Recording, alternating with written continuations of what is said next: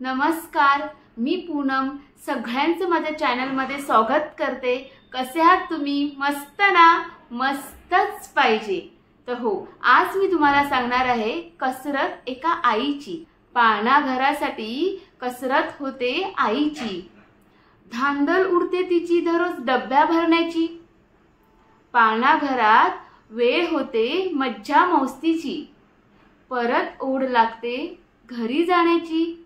हो, आजच्या जगामध्ये आई नोकरीनिमित्त घराबाहेर पडते, ती आपल्या बाळाला पाळणा घरात सोपवते। मग काही तासासाठी का असेना त्या पाळणा घरातली लोक त्यांचं पालकत्व निभावतात, त्यांच्याशी मायेचं, स्नेहाचं, जीवाभावाचं एक नातं निर्माण करतात। आई पाळणा घरात जेव्हा बाळाला सोडायला जाते तेव्हा ते त्या घरातल्या काकीकडे, आजीकडे, आईकडे धावत जातात आणि आई पाळणा घरात जेव्हा न्यायला येते तेव्हा ते तिला पटकन बिलगतात। हो, पाळणा घरातून आईला आज काय काय पाळणा घरात घडलं त्या सगळ्या गोष्टी सांगतात आणि पाळणा घरात आल्यावर आईला, काकीला आज घरात काय काय झालं ते सगळं सांगून मोकळं होतात। असंच एक नातं असतं ते पाळणा घरातल्या आईचं, काकीचं पाळणा घरातल्या मुलांबरोबर। ते नुसतं नातं निभवत नाही तर जपतात, एक वात्सल्य, प्रेम त्यांच्यामध्ये निर्माण करतात। म्हणजेच काय, पाळणा घर एक हक्काचं, मायेचं घर तर त्यांच्यासाठी बनतंच, पण दिवसभरात मुलांची चिंता नसल्यामुळे आई वडील आपल्या कामावर चांगलं लक्ष केंद्रित करू शकतात। हे सगळं कसं होतं ते हे एका पाळणा घरामुळे। पाळणा घरात लहान मोठी असे मित्रमैत्रिणी असल्यामुळे, बरेच मुलं असल्यामुळे त्यांच्यामध्ये एक काही दिवसांसाठी का असेना पण एक बहीण भाऊचं नातं निर्माण होतं। त्याचबरोबर त्या भरपूर साऱ्या गोष्टी शेअर करायला शिकतात। म्हणून पाळणा घर हे आजच्या काळातील खरी गरज ओळखून मुलांच्या योग्य संगोपनासाठी एक हक्काचं, मायेचं घर म्हणजे पाळणा घर। हो, पाळणा घरातल्या काकी, आजी, आई ह्यांना आर्थिक मदत तर होतेच, पण ते त्या मुलांमध्ये रमल्यामुळे त्यांना एक मानसिक समाधान मिळते आणि एक वेगळंच त्यांच्यामधलं नातं जपलं जातं।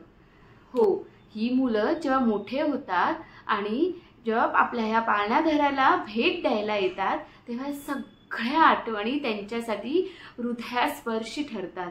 असंच असतं हे पाळणा घर।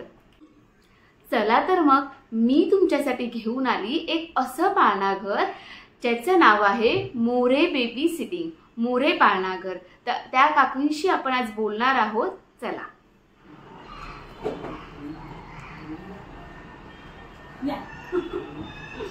हाय, तर तुम्ही बघतात आज मी आलेली आहे मोरे पाळणा घरात। तर आजचा आपला ब्लॉगच आहे पाळणा घर बेबी सिटिंग। तर आज आपण काकींबरोबर गोष्टी मारणार आहोत, तुम्ही पण जाणून घ्याल की इकडे काय काय होतं, काकी कशा पाळणा घर चालवतात। तर चला काकी, तुम्ही पहिलं तुमचं नाव सांगा आमच्या प्रेक्षकांना आणि मग त्याच्यानंतर ही कल्पना कशी काय तुमच्या डोक्यात आली आणि तुम्ही कसं काय सुरू केलं। नमस्कार, मी ज्योती आनंद मोरे। ऍक्च्युली आमच्या बिल्डिंगमध्ये एक छोटं बाळ होतं, तर त्याच्या आईला जॉबला जायचं होतं। तर त्यांनी रिक्वेस्ट केली की बाबा सांभाळाल का, आणि सासूबाई पण म्हणाल्या की बाबा करून बघ, करायला काही हरकत नाही ना, नाहीतर मी पण घरीच होती। तर घेतलं तिला आणि तसं काही ठरवलं नव्हतं की बाबा पाळणा घर करायचं आहे आपल्याला, पण त्या मुलीमुळे आवड निर्माण झाली अशी, आणि नंतर मग ते कंटिन्यू चालत गेलं असं। आणि ऍड वगैरे काही कुठे असं काही केलं नव्हतं, जसं असं म्हणजे मुलं सांगून असे यायला लागले मुलं। हा, किती वर्ष आता तुम्ही पाळणा घर हे चालवताय? 16 वर्ष झाले। बापरे, तुम्ही बघतात की 16 वर्ष काकी कंटिन्यू पाळणा घर चालवताय, पण किती वर्षापासूनची मुलं तुम्ही घेतायत पाळणा घरात? 6 महिन्यापासून ते अगदी 10 वर्ष, 11 वर्ष अशी गरज असेल तसं त्यांचं। बापरे, म्हणजे खूप मोठं काम आहे की आई वडील एवढ्या विश्वासाने आपल्याकडे ठेवून जातात आणि त्याच्यामुळे आई वडील एक विश्वास असल्यामुळे एक कामावर पण चांगलं लक्ष केंद्रित करू शकतात। त्याच्यामुळे खरंच हा एक खूप वेगळा असा प्लॅटफॉर्म आहे की पाळणा घर चालवणं एक खायची गोष्ट नाहीये, छोटी गोष्ट नाहीये।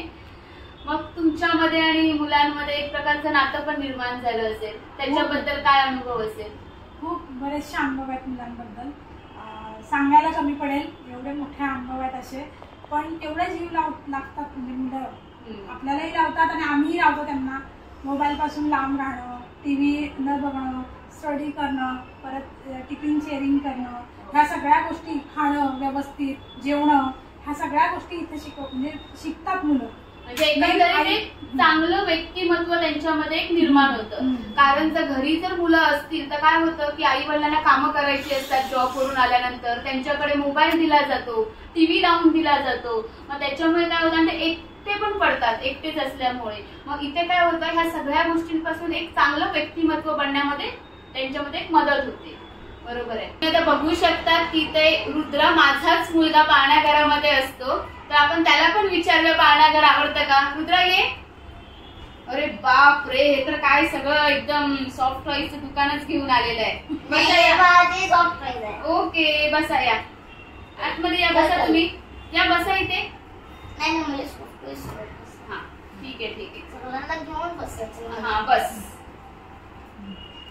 तर रुद्रा, तर तू आम्हाला सांगशील की तुला पाळणाघर आवडतं, बेबी सिटिंग आवडतं?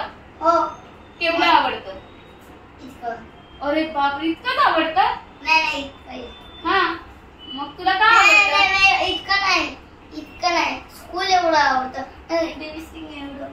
हो बाप रे, म्हणजे रुद्राला स्कूल एवढंच आवडतं, बेबी सिटिंग खूप सारं आवडतं. का आवडतं खरं? इथपर्यंत लास्टला पण. आता तुला बेबी सिटिंग का आवडतं, यायला आवडतं का? म्हणजे इकडे फ्रेंड्स खेळायला आणि म्हणजे तुम्ही रोज चॉईस देतात खेळायला. हा, म्हणजे ह्याला जर पाळणाघरात जर आम्ही पाठवलं तर जाताना त्याचे सगळे टॉईज त्याला इकडे आम्ही खेळण्यासाठी देतो. मग तसं बाकीची मुलं पण वेगवेगळे टॉईज आणतात, मग ते सुद्धा ते शेअरिंग करतात, नवीन गेम शिकतात, म्हणून ह्याला पाळणाघर आवडतं. हो. आणि मग आई कशी आहे? चांगली. केवढी? एवढी चांगली की आता एवढी चांगली? एवढीशी? म्हणजे नाही एवढी. हो बाप रे. आणि मग पाळणाघरामध्ये तुला मग सगळं शिस्त कोण लावतं? डब्बा सगळा कम्प्लीट करायचा, जेवण सगळं अजिबात खाली नाही पडलं पाहिजे असं कोण असतं, कोण बोलतं? हा, आणि तुला ओरडतो कोण पाळणाघरामध्ये? बाबा. अरे बाप रे. आणि त्यांच्या धपाटा खाऊन कुलकुल वाटतं. तुम्ही बघू शकतात, तो सांगतोय बाबांचा धपाटा खाल्ला की त्याला कूल कूल वाटतं. पण बाबा कशासाठी ओरडतात रुद्राला? मग बाकीच्या मुलांनी हे नाही ट्राय करायचं असं बापाचा धपाटा खाऊन. हो, पण का तुम्हाला धपाटा का मिळतो? कधी कधी रडतो म्हणून. म्हणजे चांगल्या सवयीसाठी त्याला मिळतो. आणि धपाटा म्हणजे असा मोठा धपाटा नाही, असा धपाटा मिळतो रुद्राला फक्त. हो, थोडासा हळूसा. आणि तेवढं तर पाहिजेच, नाही तर मुलं अगदीच रडत राहतात किंवा काही गोष्टींसाठी हट्ट करतात. मग अशा वेळी त्यांना एक शिस्त लागण्यासाठी थोडासा ओरडा सुद्धा पाहिजे, भीती पण पाहिजे. तर ते सुद्धा या पाळणाघरामध्ये तुम्ही बघू शकतात, मुलांना भेटते, हे रुद्रच सांगतोय. आणि रुद्राची एक फेवरेट आजी आहे ना इकडे, शिस्तीची माया आजी. तर माया आजी, आता तुम्ही पण ह्या मुलांबरोबर इथे असतात, तर तुमचा काय अनुभव आहे मुलांबरोबर? मुलं त्रास देतात की म्हणजे काय करतात मुलं? पण ती मुलं आधीच आम्हाला खूप आनंद वाटतं. त्रासच असतच हो मुलांचं. म्हणजे मानसिक समाधान. आणि तुम्हाला करमत नाही? नाही, मला बिलकुल नाही करत. म्हणजे तुम्ही बघू शकतात, म्हणजे पाळणाघरात म्हणजे फक्त आईची किंवा मुलांचीच गरज नाही, की त्यांना सुद्धा तेवढंच त्यांच्यामध्ये एक आपुलकीचं नातं, स्नेहाचं नातं, एक असं एक त्यांच्यामध्ये छान असं निर्माण झालेलं आहे.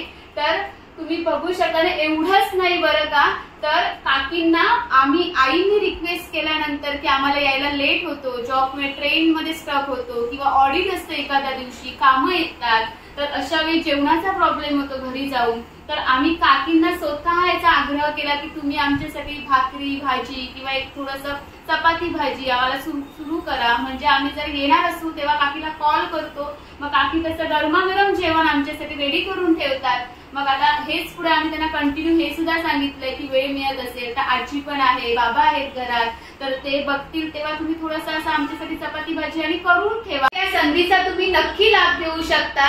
पनवेल हॉस्पिटलच्या बिल्डिंग मध्ये मच्छी मार्केट जवळ ओल्ड पनवेलला काकीचं घर आहे. तर तुम्ही काकीला ऑर्डरही जेवणाची देऊ शकता. डिस्क्रिप्शन मध्ये मी काकीचा नंबर देईन, तर नक्की तुम्ही या संधीचा लाभ घ्यावा. धन्यवाद.